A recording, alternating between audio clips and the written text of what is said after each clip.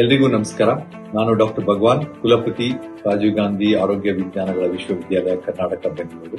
ಇದೇ ಜೂನ್ 28ನೇ ತಾರೀಕು ಬೆಂಗಳೂರಿನ ಕಂಠೀರವ ಸ್ಟೇಡಿಯಂನಲ್ಲಿ ನಶಾಮುಕ್ತ ಭಾರತ ಯುವ ಶುದ್ಧ ಅಭಿಯಾನದಡಿ ಹಾಗೂ ನಮ್ಮ ವಿಶ್ವವಿದ್ಯಾಲಯದ 31ನೇ ಫೌಂಡೇಶನ್ ಡೇ ಎರಡೂ ಕಾರ್ಯಕ್ರಮವನ್ನ ಸೇರಿ ವಿದ್ಯಾರ್ಥಿಗಳಿಗಾಗಿ ಮತ್ತು ನಮ್ಮ ಶಿಕ್ಷಕರಿಗಾಗಿ, ಸಮಾಜಕ್ಕಾಗಿ ಒಂದು ಉತ್ತಮವಾದ ಕಾರ್ಯಕ್ರಮವನ್ನು ಆಯೋಜಿಸುತ್ತೇವೆ.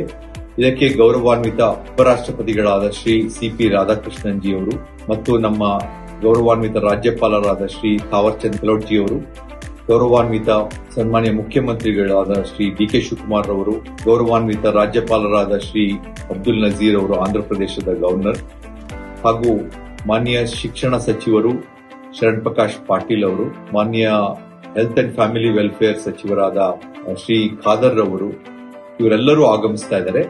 ಅವತ್ತಿನ ದಿವಸ ಈ ಕಾರ್ಯಕ್ರಮದಲ್ಲಿ ನಮ್ಮ ವಿಶ್ವವಿದ್ಯಾಲಯದಡಿ ಬರ್ತಕ್ಕಂಥ ಬೆಂಗಳೂರು ಜಿಲ್ಲೆಯ ಎಲ್ಲಾ ಸಂಸ್ಥೆಗಳ, ಶಿಕ್ಷಣ ಸಂಸ್ಥೆಗಳ ವಿದ್ಯಾರ್ಥಿಗಳು ಸುಮಾರು 25,000 ಜನರು ಇದರಲ್ಲಿ ಭಾಗವಹಿಸುವ ನಿರೀಕ್ಷೆ ಇದೆ.